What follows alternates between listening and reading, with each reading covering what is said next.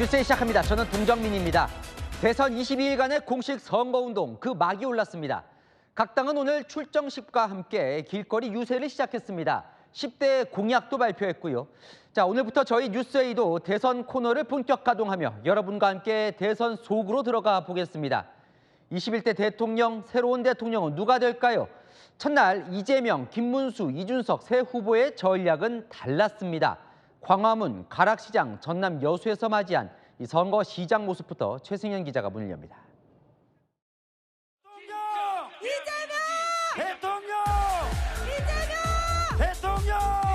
이재명 더불어민주당 대선 후보가 두 손을 불끈 쥐고 광화문 청계광장에 설치된 연단에 올라섭니다. 빛의 혁명을 시작한 이곳에서 첫 선거운동을 시작하는 의미를 남다르게 가슴에 새기겠습니다. 이 후보는 파란색과 빨간색이 배합된 운동화로 갈아 신으며 통합을 강조했습니다. 더 낮은 자세로 대통령의 제1사명인 국민 통합에 확실하게 앞장서겠습니다, 여러분. 자기 정부에는 인수위원회가 없다며 자신처럼 준비된 대통령이 필요하다고 말했습니다. 김문수 국민의힘 대선 후보는 새벽 5시 서울 송파구 가락시장에서 상인들을 만나는 것으로 공식 선거운동을 시작했습니다. 김문수 후보님 응원합니다. 지지합니다. 김 후보는 민생, 경제를 살리겠다고 약속했습니다. 시장 좀 해주세요. 시장. 제가 좀 잘 되도록 가락 시장이 안 되면 전부 단일화 과정에서 불거진 우여곡절을 의식한 듯 대반전을 만들어내겠다며 자신감을 드러냈습니다. 대통령 선거도 매우 다이내믹한 겁니다. 대한민국을 대반전시킬 수 있는 그 힘은 바로 이번 대통령 선거에서 저는 반드시 발현될 것이고. 이준석 개혁신당 후보는 자정 0시에 딱 맞춰 전남 여수 국가산업단지를 찾아 새벽조 현장 근무자들을 만났습니다. 이준석 후보는 좌도 우도 아닌 앞으로 가겠다며 정면 돌파를 선언했습니다. 이번 선거 정말 밤새도록 뛰면서 대한민국을 위한 해법을 찾는다는 결기로 임할 수 있도록 하겠습니다. 채널A 뉴스 최승현입니다. 이재명, 김문수 두 후보의 전국 유세도 시작됐습니다. 상대를 내란 기득권, 가짜 진보로 규정하면서 상대가 대통령이 되면 안 되는 이유의 목소리를 높였습니다. 이서영 기자입니다. 이재명 민주당 대선 후보는 윤석열 전 대통령을 내란 수괴로 부르며 내란은 끝나지 않았다고 말했습니다. 내란 수괴를 재판에 넘기고 대통령직을 박탈했지만 헌법까지 무시하는 내란 잔당들의 2차, 3차 내란은 지금도 계속되고 있습니다. 자신이 방탄복을 착용하는 이유도 사회를 분열과 갈등으로 몰아넣은 내란 탓이라고 했습니다. 그러면서 이번 대선을 내란 세력과 헌정 세력 간의 대결 구도로 규정했습니다. 이번 선거는 김문수가 대통령이 되느냐, 이재명이 대통령이 되느냐, 그런 선거가 아닙니다. 미래로 갈 것인지, 과거로 계속 퇴행할 것인지, 평화를 향해 갈 것인지, 전쟁을 향해 갈 것인지가 결정되는 역사적 분수령입니다. 김문수 국민의힘 대선 후보는 탈북민 출신 박준권 의원과 함께 민주당을 가짜 진보에 빗대며 북한과 함께 비난의 대상으로 삼았습니다. 각 개인이 자유롭게 하는 것이 진보지, 국가가 김정은 혼자 자유롭고 모든 국민이 그 밑에 억압하는 것이 진보입니까? 그렇지 않습니다. 저는 가짜 진보. 우리가 이 가짜 진보를 우리 양향자 의원님 와 계시지만 확 찢어버리고 싶습니다. 김문수, 김문수, 김문수. 북한 같으면 이렇게 하면 잡혀갔겠죠. 대구 서문시장에서는 이 후보의 검사 사칭 사건을 거론하며 거짓말 잘하는 사람을 대통령으로 뽑겠냐고 목소리를 높였습니다. 채널A 뉴스 이서영입니다. 자, 오늘부터 후보 곁엔 저희 뉴스에이 마크맨이 늘 함께합니다. 이재명, 김문수 두 후보의 선거운동 첫날을 이혜주 조민기 기자가 밀착 취재했습니다. 이재명 후보는 출정식에서 하얀 방탄복 위에 파란색 선거복을 갖춰 입고 거리를 다졌습니다. 국민의 의지와 힘을 하나로 모아야 한다. 맞습니까, 여러분? 맞습니까? 현장 테러에 대비하는 후보 안전실 기구도 마련됐습니다. 지금 이재명 후보가 동탄 지역 연설을 위해 이동 중인데요. 보시는 것처럼 경호 인력이 늘어났고 밀착 경호가 촘촘하게 이뤄지고 있습니다. 출정식 후 이 후보의 첫 행선지인 성남 판교와 화성 동탄은 지난 총선에서 민주당이 패배했던 곳입니다. 약한 고리부터 뺏어오겠다는 겁니다. 성남시를 바꾸었고 경기도를 또 바꾸었고 그리고 더불어민주당을 바꾸었으니 이제 대한민국을 바꿀 기회를 주시기 바랍니다. 지난 2주간 듣는 경청 투어를 했던 이 후보. 오늘부터는 연단에 올라 연설하는 데 집중했습니다. 이제는 준비된 걸 알리는 시간이라는 게 관계자 설명입니다. 연설 방식은 더 역동적으로 바뀌었습니다. 이 후보는 연설 중간중간 호응을 유도하는 동작이나 추임새를 적극 활용해 메시지에 힘을 실었습니다.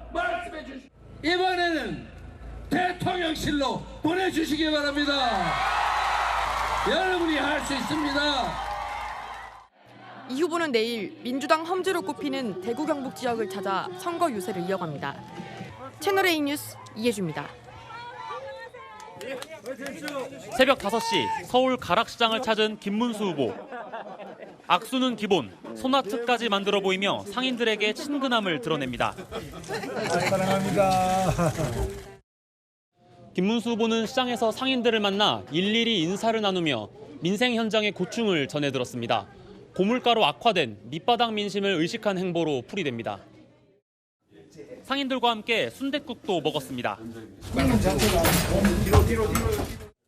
선거운동 시작이 다소 늦었던 만큼 유권자 한 명 한 명과 악수하며 밑바닥 민심을 훑는 전략입니다. 이재명 후보를 상대할 비책을 직접 물어봤습니다. 아직 이재명 후보와의 지지율 조사가 있거든요. 민주당과 우리 국민의힘 누가 민주주의냐? 이 민주주의는 아주 어려운 것 같지만 반드시 이깁니다. 첫날 행보는 경부선, 대전 국립현충원에 있는 제2연평해전 묘역 등을 찾아 안보와 보훈을 강조했습니다.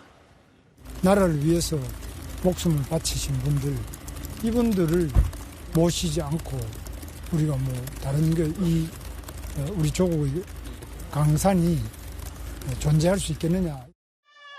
이어서 간 곳은 보수의 텃밭, 대구였습니다. 첫날 경부선 행보는 후보 교체 사태로 분열된 지지층부터 결집하려는 의도로 보입니다. 이곳 서문시장은 김 후보를 지지하러 온 인파들로 발 디딜 틈 없이 가득 찼는데요. 김 후보는 상인들과 셀카를 찍으며 열띤 호응에 응답했습니다. 다 같이 한번 하겠습니다. 뭉치자! 싸우자! 이기자! 채널A 뉴스 조민기입니다. 후보지에서 선거 전략을 짜는 각 당 선거대책위원회도 공식 활동을 시작했습니다. 자, 먼저 민주당은 보수의 책사 윤여준 전 장관을 전면에 내세웠습니다. 김문수 후보를 극으로 몰고 중도로 가겠다는 전략입니다. 이상원 기자입니다. 서울 광화문 청계광장에서 열린 민주당 출정식 연단에 윤여준, 이석연 선대위원장이 올랐습니다. 윤여준 상임총괄선대위원장은 대통합을 강조하며 이재명 후보를 뽑아달라고 호소했습니다. 이재명 후보와 국민 그리고 역사가 함께 숨쉬는 대통합의 날개를 활짝 펼치고 국민의 바다로 나갑시다. 한나라당 의원 김영삼 정부에서 장관을 지내며 보수 책사로 불렸던 윤 위원장이 이재명 후보 선거를 진두지휘하고 있습니다. 선대위 핵심 관계자는 윤 위원장이 보수 인사들과 접촉하고 있다며 추후 내각 인사를 임명할 때 보수 인사도 참고할 것이라고 말했습니다. 이명박 정부에서 법제처장을 지낸 이석연 위원장은 이 후보의 사법 리스크를 적극 방어하고 있습니다. 민주당은 홍준표 국민의힘 경선 캠프 정책을 총괄한 이병택 카이스트 교수도 영입했습니다. 보수 인사들 영입에 나서며 김문수 국민의힘 대선 후보를 극으로 몰고 있습니다. 내란 정권 장관 출신 극우 후보를 내세우지 않았습니까? 민주당은 김문수는 정광훈이 키우고 윤석열이 지지한 후보라는 전략도 세웠습니다. 채널A 뉴스 이상원입니다. 국민의힘은 35세 김용태 초선 의원을 선거 전면에 내세웠습니다. 당 비상대책위원장이자 선거대책위원장으로 전격 발탁한 겁니다. 김 의원의 첫 일성, 계엄에 대한 사과였습니다. 홍지은 기자입니다. 첫 선거운동인 새벽 가락시장 방문부터 김문수 국민의힘 후보 옆에는 김용태 의원이 함께했습니다. 5선 권영세 의원 후임 비대위원장으로 1990년생 35살 초선 의원이 지명됐습니다. 미래를 향해서 끌고 나가고자 하는 그런 엔진, 희망, 그리고 미래 이런 것들을 상징하는 인물이 저는 김용태 의원이라고 생각해서 국민들께서 놀라실 정도로 빠르게 변화하는 모습을 보여드리겠습니다. 정치개혁 잘하겠다고 정말 해도 되냐고 여쭤봤더니 후보님께서 나만큼 잘할 수 있겠냐. 공동선대위원장으로 임명된 김 의원의 첫 일성은 비상계엄에 대한 사과였습니다. 국민의힘이 배출한 대통령의 계엄이 잘못되었다는 것, 그리고 당 스스로 대통령의 잘못된 행동에 대한 마땅한 책임을 지우지 못했다는 것, 젊은 보수 정치인으로서 뼈아프고 반성합니다. 사과드리겠습니다.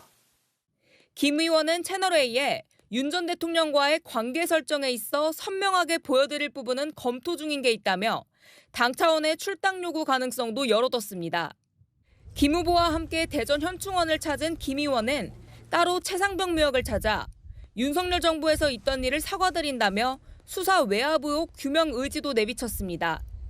법치는 공정해야 된다고 생각합니다. 수사의 성역이 없어야 된다고 생각합니다.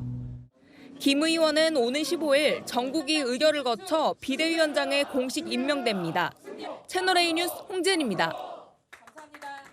이준석 개혁신당 대선 후보는 지난 총선 동탄 승리 모델을 재현하겠다고 나섰습니다.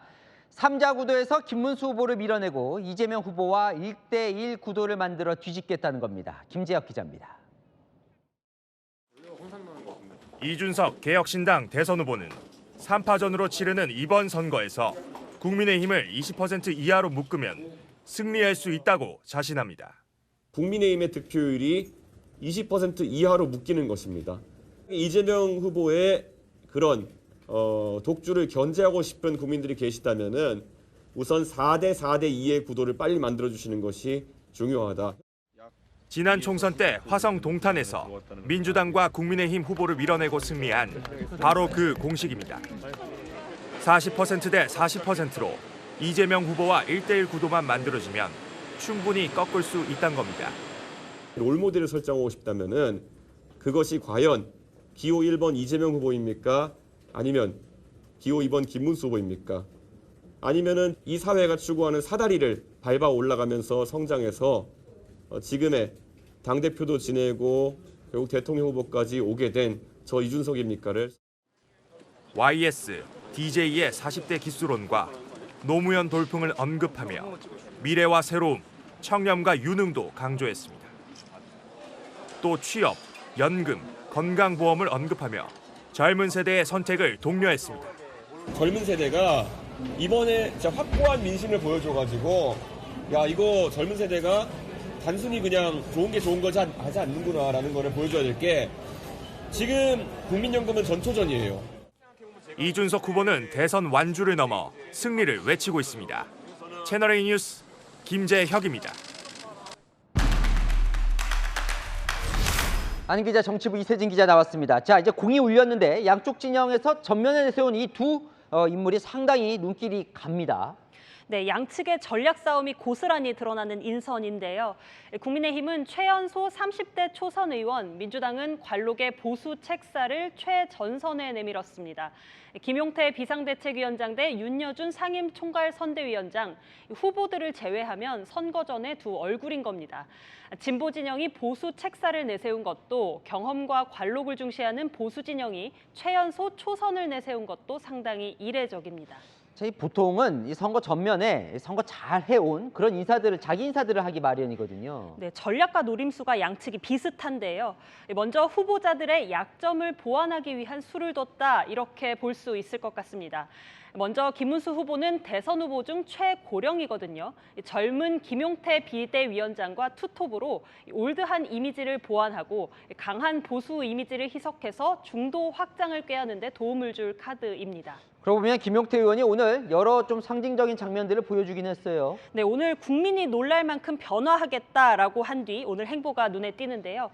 첫 선대위 회의에선 계엄을 잘못된 거라면서 사과를 했고, 당 역시 그 과정에서 대통령의 잘못을 책임지우지 못했다고 또 사과했습니다.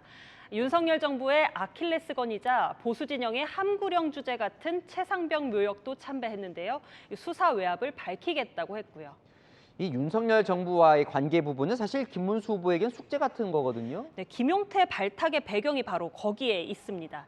윤석열 정부와 선을 그을지, 긋는다면 언제, 어떻게, 어느 수위로 할지가 김문수 대선 일정의 핵심 사안이죠. 후보가 섣불리 말했다가는 지지층이 떠나가고, 말하지 않았다가는 중도 확장이 불가한 일.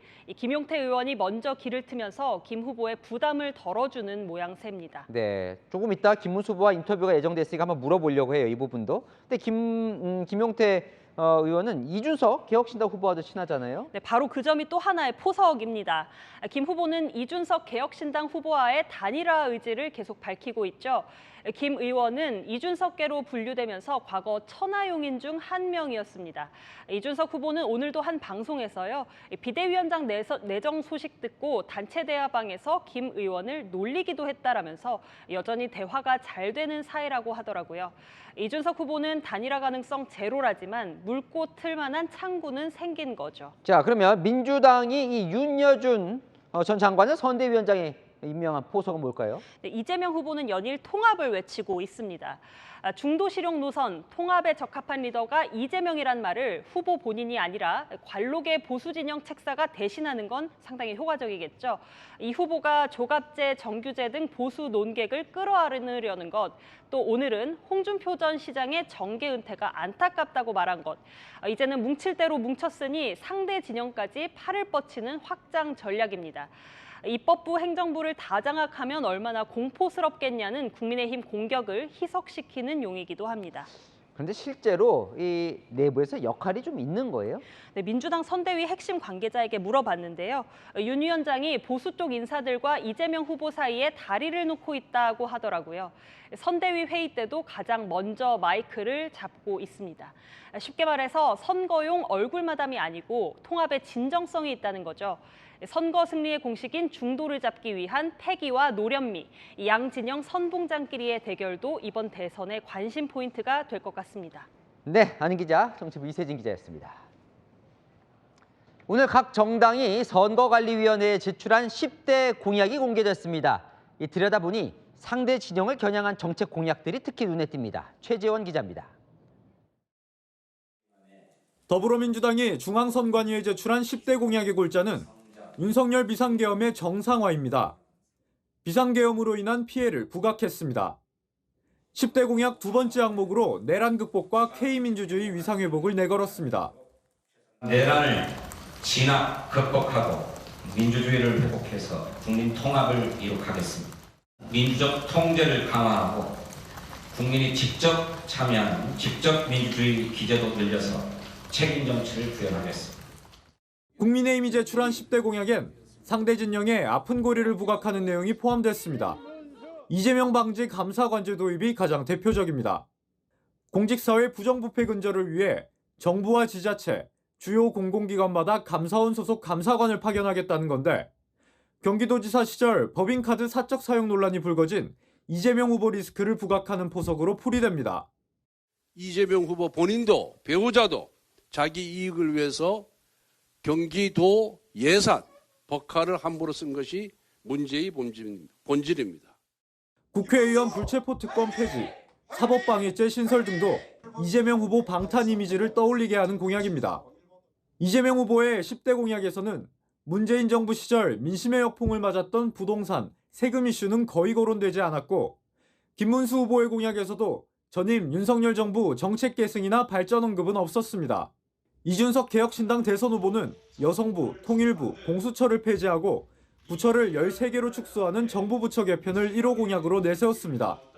채널A 뉴스 최재현입니다. 자, 오늘부터 뉴스에이는 후보들의 공약을 검증하는 체크맨을 시작합니다. 민주당과 국민의힘이 오늘 똑같은 공약을 내놨습니다. 간병 지옥에서 탈출할 방법으로 요양병원 간병비도 건강보험 적용이 가능하게 하겠다고요. 체크맨 이준성 기자가 가능한지 따져봤습니다. 우리나라 국민 10명 중 6명은 본인이 직접 하거나 돈을 주고 간병인을 써서 가족들을 간병하고 있는데요. 오늘 민주당과 국민의힘 모두 요양병원 간병비에 건강보험 적용이 가능토록 하게 하겠다고 똑같이 약속했습니다. 과연 정말 가능한 건지 체크해보겠습니다. 간병인 1명을 고용할 때 드는 비용은 하루 12만 원에서 15만 원으로 월 평균 400만 원 수준입니다. 이재명, 김문수 후보의 공약은 개인 부담인 간병비를 공공이 함께 나누는 방향입니다. 종종 간병비가 부담스러워서 대구로 모시는 경우가 있는데 간병비를 지원해 주시다 그러면 많이 도움이 될 것 같습니다. 민주당은 지난 총선 공약을 다시 들고 나왔습니다. 간병비를 건강보험에 적용할 경우 매년 최대 15조 원의 국가재정이 필요하다는 관측도 나옵니다. 이미 2028년 건강보험 적립금이 바닥날 거라는 전망 속에 양당은 오늘도 재원 충당 방안은 선뜻 밝히진 못했습니다. 재정 추계를 준비는 되어 있지만 지금 약속의 형태로 발표하기는 좀 어렵습니다. 국민의힘 관계자도 방향성만 제시한 것이라고 했습니다. 핵심이 빠지자 전문가는 포퓰리즘 공약이 될 수 있다고 지적했습니다. 국민들에게 더 받지 않고 가능한 일일까요? 쉽게 무슨 국가 책임제니 이런 얘기 할 일이 아니라는 거죠, 사실. 재원 마련을 내놓지 않는다면 이번에도 빌공, 공약이 될 가능성이 커 보입니다. 채널A 뉴스 이준성입니다. 네, 김문수 국민의힘 대선 후보 연결돼 있습니다. 후보님 안녕하세요. 네, 반갑습니다. 안녕하세요. 후보님 지금 어디에 계시는 겁니까? 지금 여기 대구 서문시장 상인입니다. 아, 예. 대구에 내려가셨죠. 자, 바로 좀 질문을 드리겠습니다. 서문시장에서 예. 자, 우여곡절 끝에 이제 후보가 되셨고 이제 공식 선거운동 돌입했는데 사실 그동안 좀 준비를 못했어요. 시간을 좀 많이 보내서 잘 준비해도 좀 이길까 말까 한 분위기인데 이길 수 있을 것 같으십니까? 예, 지금 확실하게 이 극적인 드라마가 있었다고 생각합니다. 제가 기획하거나 뜻한 것은 아니었지만 이 우여곡절 끝에 드라마틱하게 제가 후보가 된 이 과정이 가장 강력한 선거운동이라고 생각합니다. 어떻게 이제 22일 남았거든요. 필승 카드가 좀 준비가 되어 있으실까요?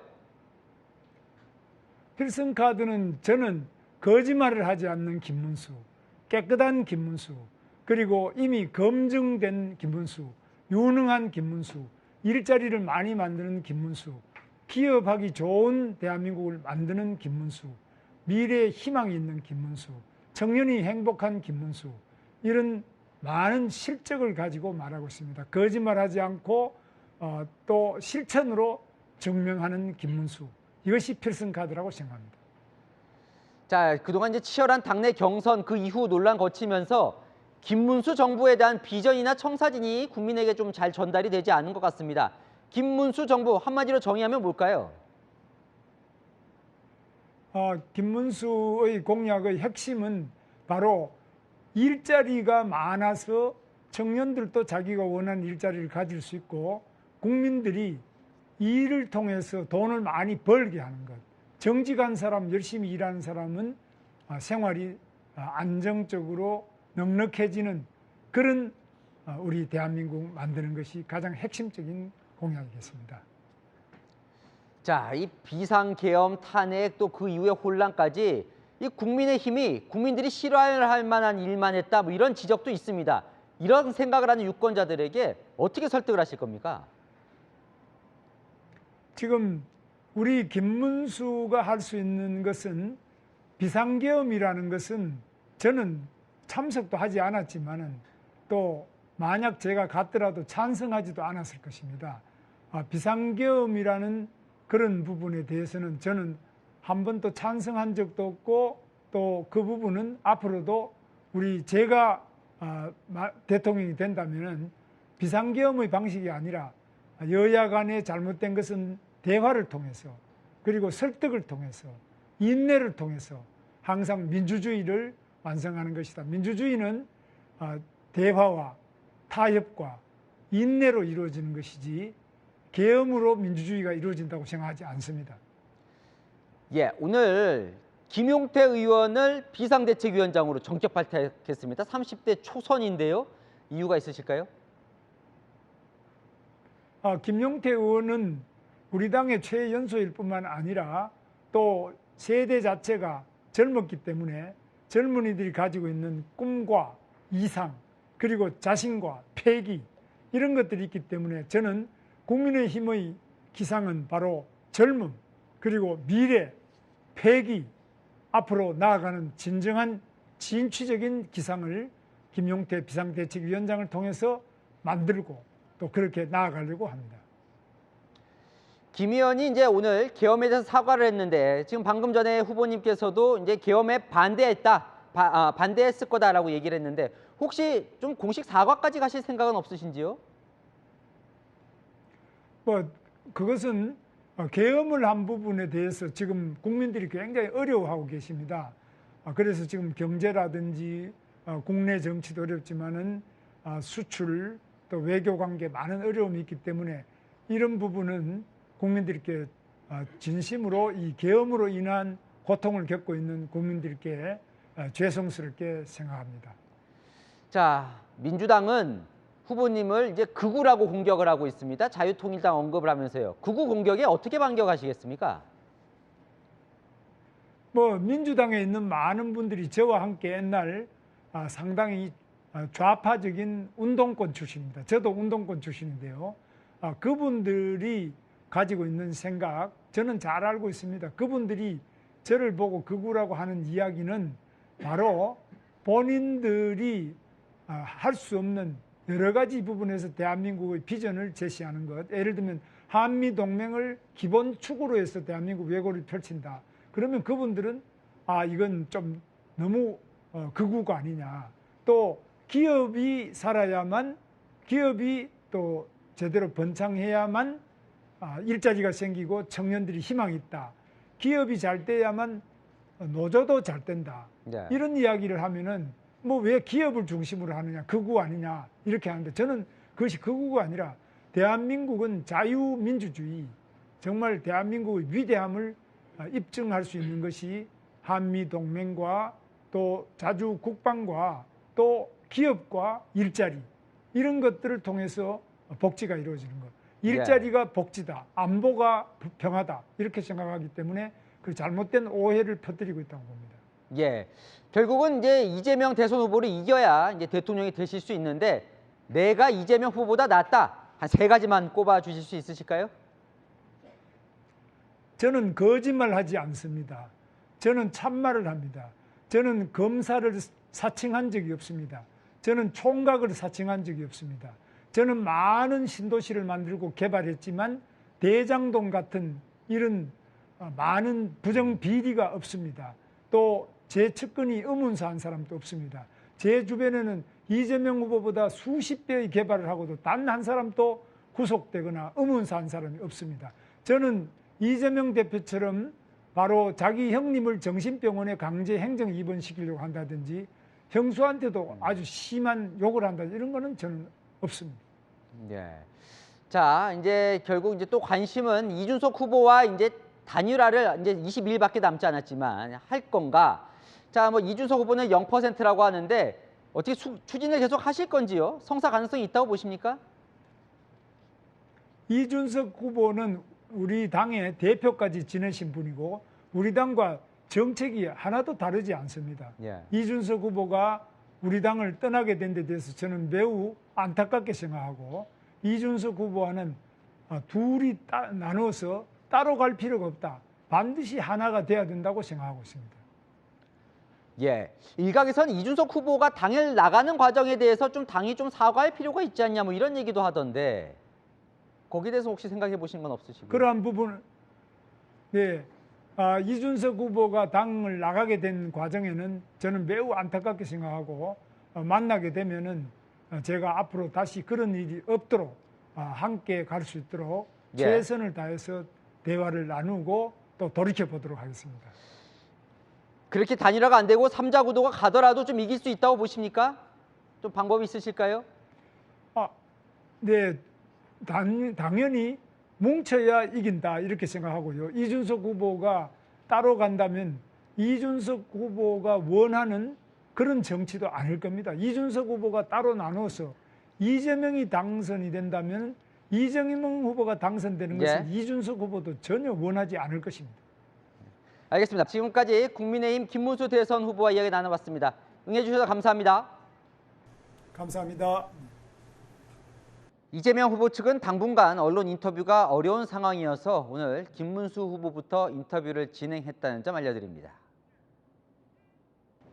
후퇴 없는 관세 전쟁을 벌이던 미국과 중국이 휴전하기로 극적 합의했습니다. 서로에게 매긴 보복 관세 115%포인트씩을 90일 동안 없애기로 한 건데요. 미국은 중국의 30%, 중국은 미국의 10%의 관세만 남깁니다. 먼저 워싱턴에서 최주연 특파원입니다. 중립국인 스위스 제네바에서 주말 이틀 동안 고위급 통상협상을 진행한 미국과 중국. 관세 문제에서 합의점을 찾으며 극적으로 일시 휴전을 선언했습니다. Reached an agreement on a 90-day pause and substantially moved down the tariff levels. 그동안 미국과 중국은 보복에 보복을 거듭하며 각각 145%와 125%까지 관세율을 높였는데 이번 합의로 우선 90일간 보복 관세 115%포인트를 상호 철폐키로 한 겁니다. 이에 따라 관세율은 각각 30%와 10%로 낮아지게 됩니다. 상호 관세 10%씩만 남긴 것으로 미국은 여기에 기존에 부과한 마약성 진통제 펜타닐 관세 20%만 남긴 것입니다. 트럼프 행정부는 정부의 관세율을 낮춰주는 대신 중국 정부로부터 희토류 등 수출 제한 등이 포함된 비관세 보복 조치 중단 또는 철회를 약속받았습니다. 중국은 미국으로부터 펜타닐 관세 인하 가능성을 들었습니다. The United States earlier this year imposed 20% related to fentanyl. That still exists. So fentanyl is on its own track, but on a very positive track. 중국 상무부도 이번 조치가 양국 이익은 물론이고 세계의 공동 이익에도 부합한다고 평가했습니다.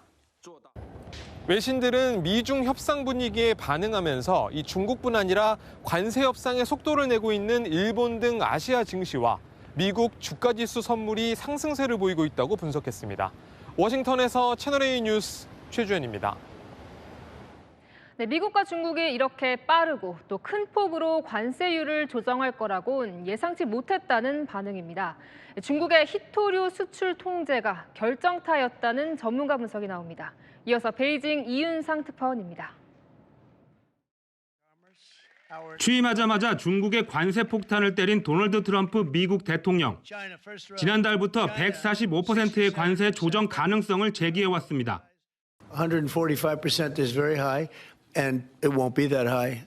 It'll come down substantially, but it won't be zero. It used to be zero. 이번 극적 합의에 대해 주요 외신들은 관세 전쟁을 시작한 트럼프가 한 발 물러났다는 평가를 내고 있습니다.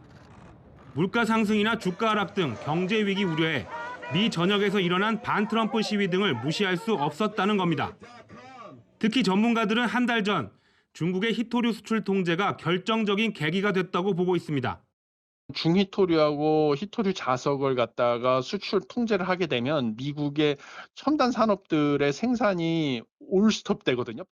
중국 역시 내수 활성화 등을 통해 관세 전쟁을 끝까지 버텨내겠다고 했지만 올해 1분기 대미 수출액이 전년 동기 대비 284조 원, 약 3.1% 줄어들면서 피해를 보고 있었습니다.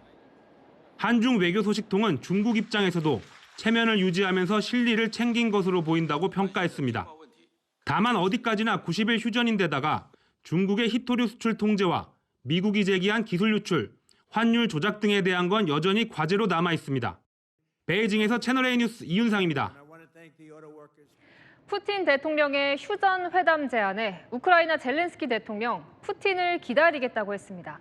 3년간 총구를 겨눈 양국 정상들이 협상 테이블에 마주 앉을지 주목됩니다. 송진석 기자입니다. 15 травня в Туреччині. І очікую на Путіна в Туреччині. Особисто. І сподіваюся, що Путін цього разу не шукатиме причин, чому він щось не може. 푸틴 러시아 대통령이 이스탄불 휴전 회담을 제안한 지 19시간 만에 젤렌스키 우크라이나 대통령도 이에 응할 뜻을 밝혔습니다. 이로써 2022년 2월 러시아의 우크라이나 침공 이후 첫 정상 간 회담이 성사될 가능성이 커졌습니다. 앞서 푸틴 대통령은 유럽 주요국 정상들이 휴전 협상에 미온적이라며 경제 제재 등의 압박을 예고하자 휴전 회담을 제안한 바 있습니다. Без всяких предварительных условий.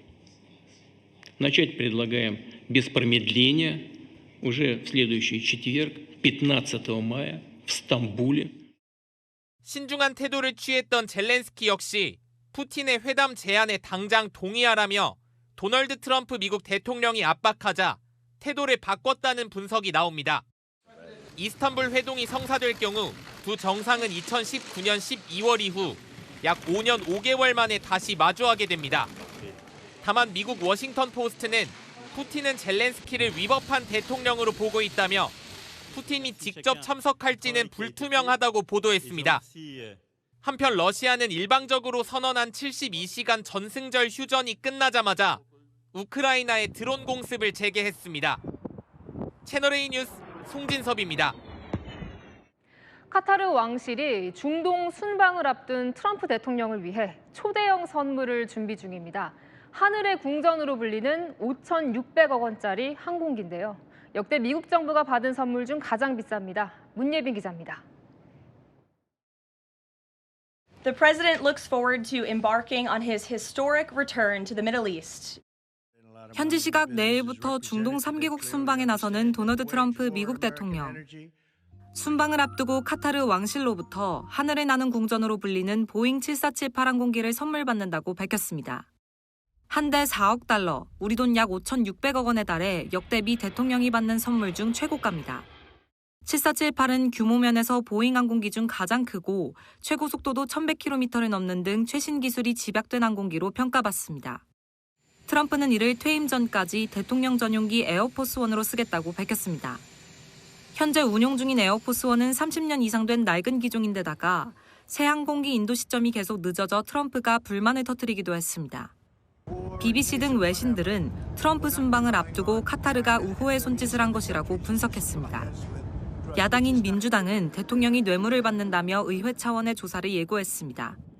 이에 대해 트럼프는 공개적이고 투명한 거래라며 비판하는 민주당을 향해 세계적 수준의 패배자라고 맹비난했습니다. 채널A 뉴스 문예빈입니다. 네, 늦은 밤 아파트 단지 주차장에서 굉음을 내는 차 때문에 주민들이 밤잠을 설쳐야 했습니다. 타이어가 빠진 바퀴로 주차장을 빙빙 돌고 있던 건데 무슨 일이 있었던 건지 홍지혜 기자가 취재했습니다.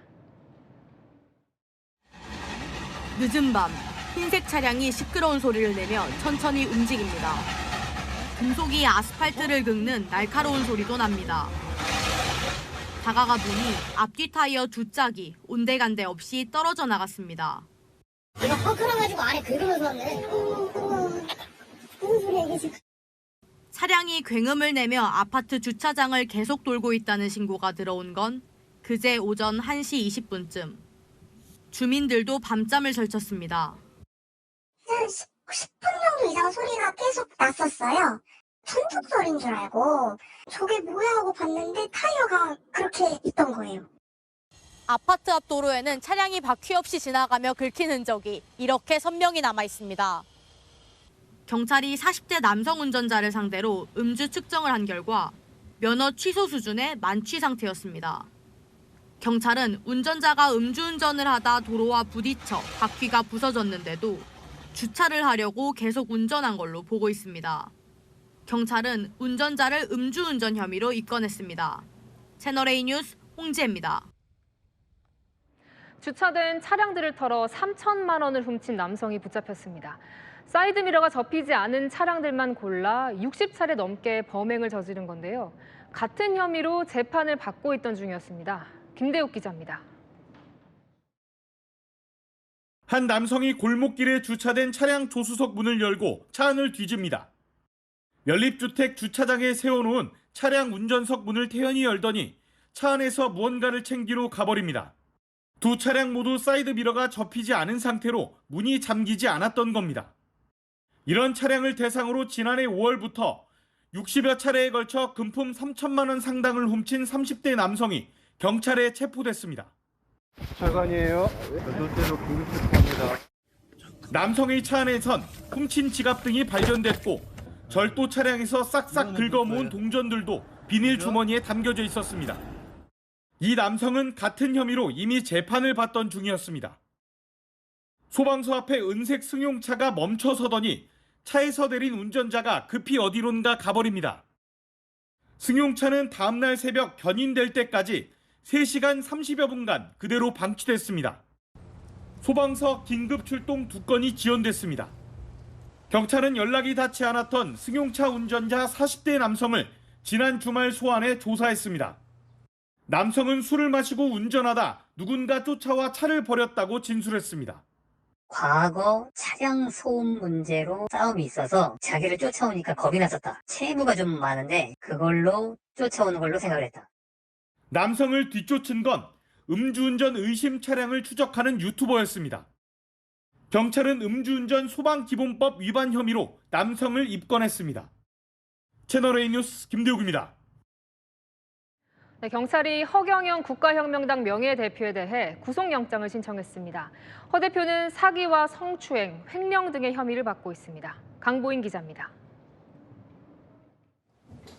경찰이 허경영 국가혁명당 명예대표에 대해 구속영장을 신청한 건 지난 8일. 사기와 횡령, 정치자금법 위반과 준강제추행 등 4개 혐의를 적용했습니다. 경찰은 허 대표가 기를 불어넣는 행위에 축복이나 대천사라는 이름을 붙여 돈을 받거나 천국에 갈 수 있다며 명패를 수백만 원씩 받고 팔았다고 보고 있습니다. 내가 축복만 넣으면 집에 있는 옷도 다 바뀌네. 신기하잖아요? 이게 실제는 한 100억을 받아야 돼.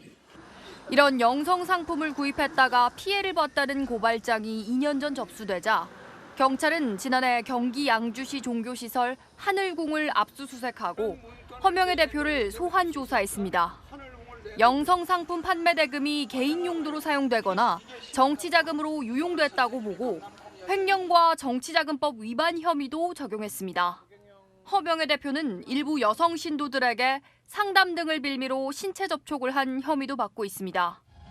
허명의 대표 측은 관련 혐의에 대해 도무지 납득하기 어렵다며 검찰이 구속영장을 반려할 것이라고 밝혔습니다.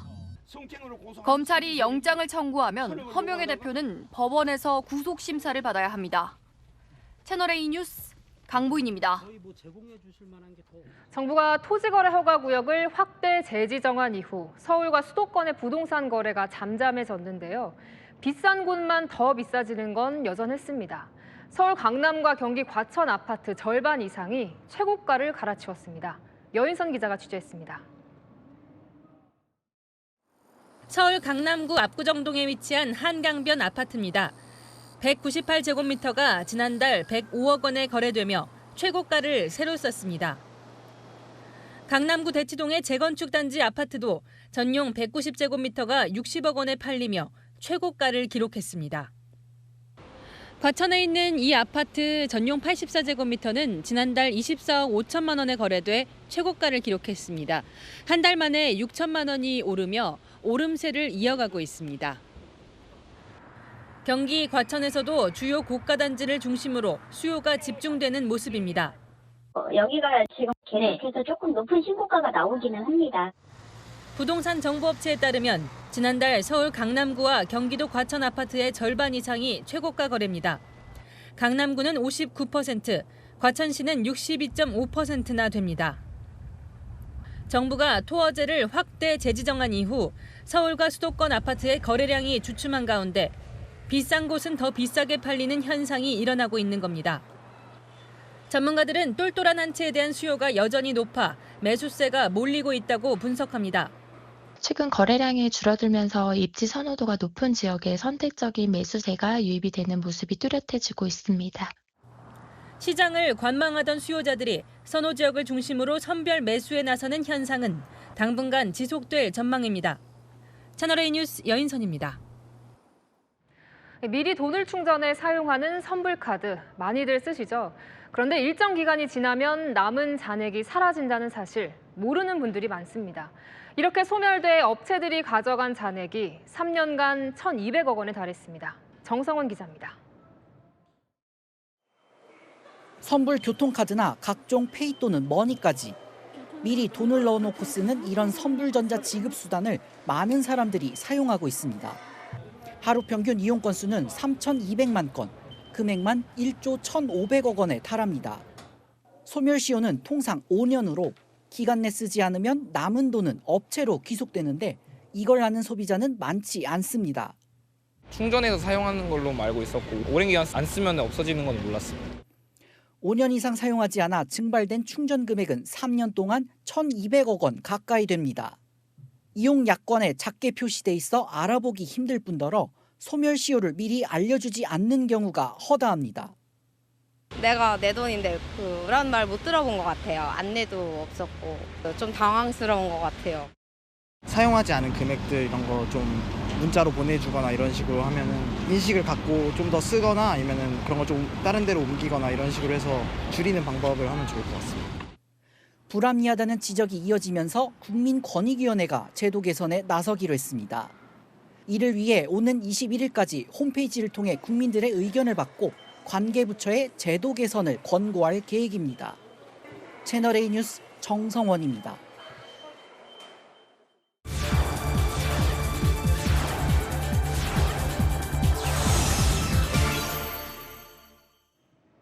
해외에서 K-팝을 가장 많이 소비하는 나라 바로 일본입니다. K-팝에서 시작된 관심은 이제 한국 문화 전반으로 퍼지고 있는데요. 도쿄에서 세계를 가다 송찬욱 특파원입니다. 일본 지바의 한 대형 전시장. 한국 가수들의 공연을 보러 온 일본인들로 가득합니다. 일본에서 열린 대형 K-팝 콘서트장입니다. 일본 K-팝 팬들을 겨냥해 우리 한글을 알리기 위한 체험 공간도 생겼습니다. 네, 알겠습니다. 한국 카페처럼 만들어진 공간에서 한글 자음을 조합해 열쇠고리를 만듭니다. 고등학교 때 그 BTS인데 그 K-팝을 좋아해가지고 그때부터 한국어를 그냥 진심으로 공부를 해보고 싶다 그런 마음도 있고. 일본의 젊은 K-팝 팬 상당수가 한국어에도 관심이 있다는 것에 착안해 이들을 겨냥한 한글 홍보관이 설치됐습니다.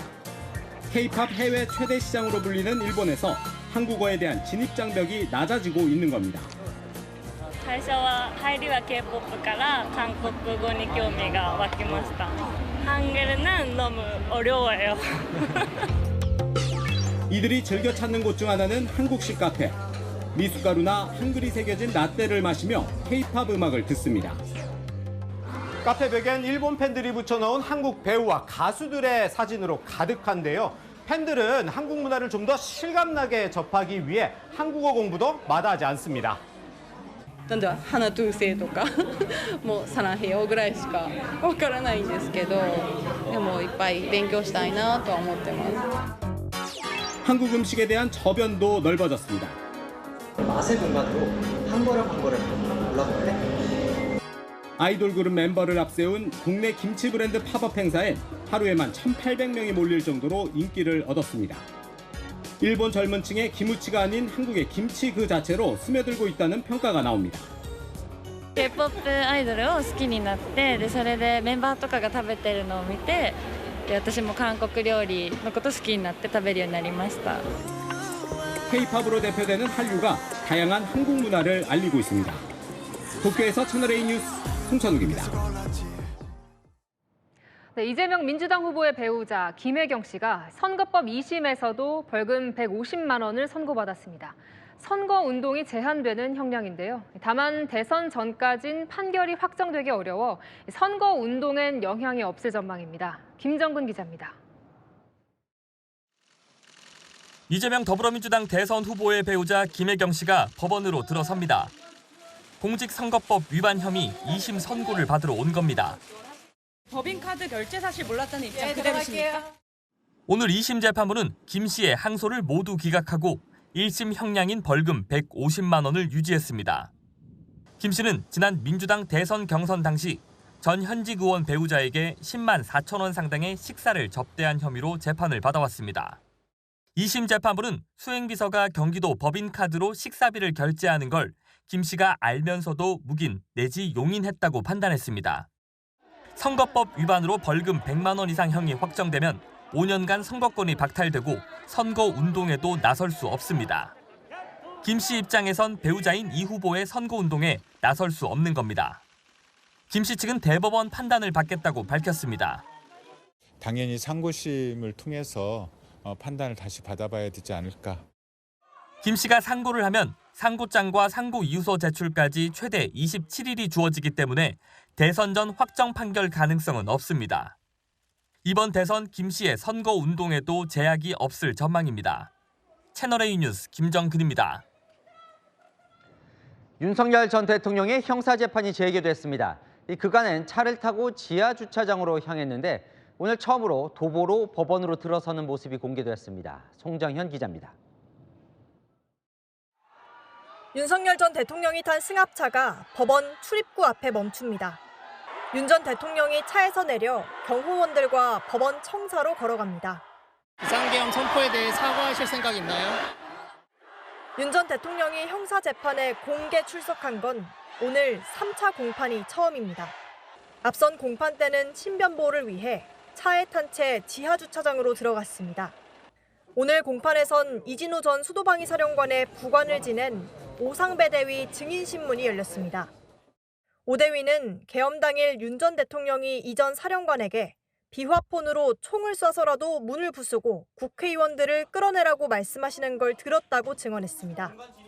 윤 전 대통령 측이 체포에 채자도 꺼낸 적 없다고 발언해 배신감을 느꼈다고도 했습니다. 오 대위는 윤 전 대통령 측이 국회의원이라는 단어는 쓴 적이 없다고 반박하자 맥락상 그렇게 이해가 됐다고 증언했습니다. 휴정 도중 법정에선 피고인석에 앉은 윤 전 대통령이 변호인에게 시간대가 안 맞는다거나 말도 안 된다며 증언 내용을 반박하는 모습도 보였습니다.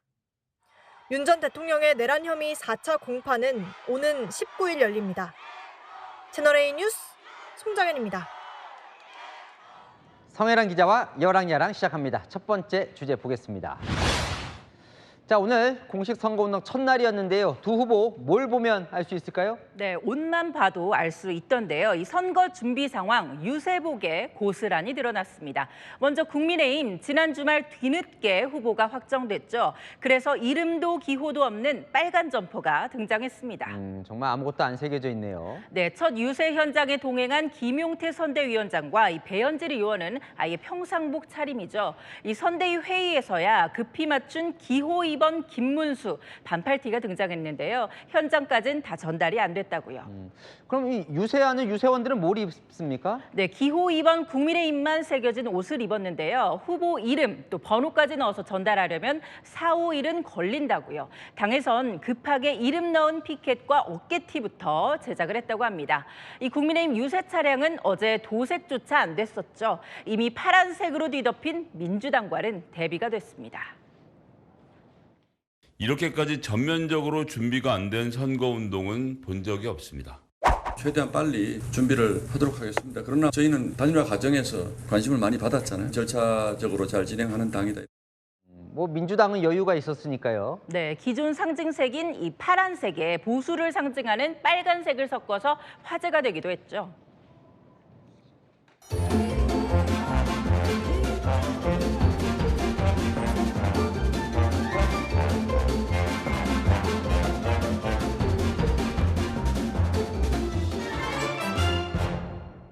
네, 다음 주에 보겠습니다.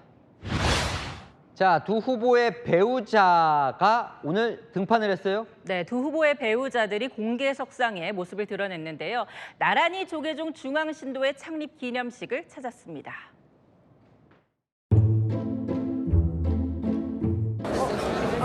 누군데요?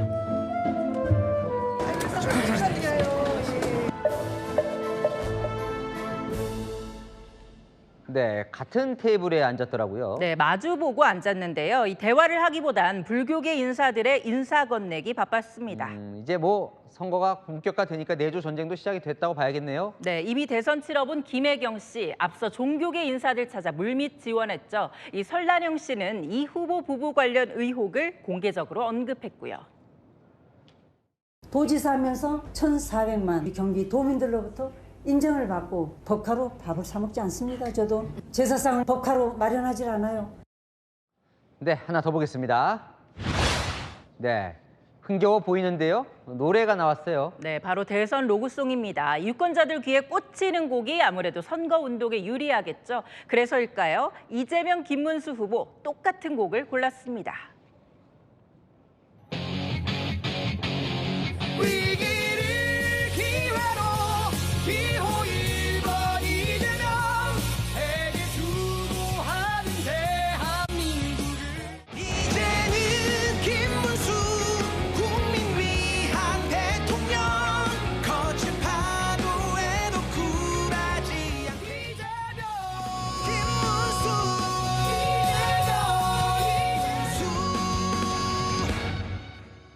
이 야구장 떼창으로 유명한 곡인데요. 맞습니다. 이 질풍가도의 가사만 살짝씩 바꾼 건데요. 이 민주당은 로고송 18곡을 준비했는데 3곡이 창작곡이고요. 국민의힘은 창작곡 1곡을 포함해서 총 11곡입니다. 그런데 현장 반응은 창작곡보다는 아무래도 익숙한 노래에 쏠렸습니다.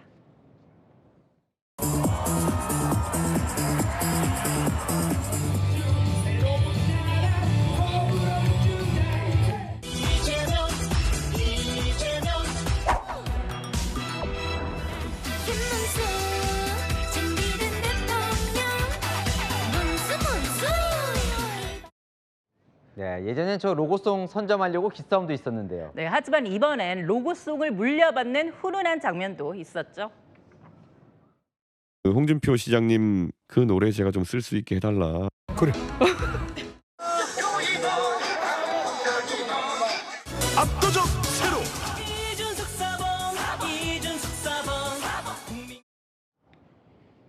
유권자들의 눈귀를 사로잡는 유세 전장도 막이 올랐습니다. 네, 지금까지 여랑야랑이었습니다. 맑은 하늘 아래 기온이 쑥쑥 오릅니다. 내일은 오늘보다 기온이 높은데요. 서울의 아침 기온 하루 만에 5도 정도 크게 오르겠고 한낮에는 25도로 초여름 날씨입니다. 당분간 평년보다 높은 기온이 이어집니다. 내일도 전국 하늘 맑게 드러나겠고요. 수도권은 오전에 대기질이 탁하겠습니다.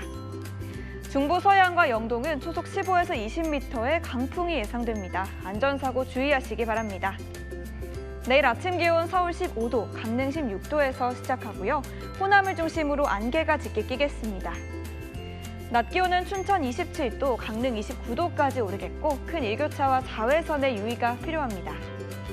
맑은 날씨가 이어지다가 목요일 전국 대부분 지역에 비 예보 있습니다. 날씨였습니다. 뉴스에 마칩니다. 시청해주셔서 감사합니다.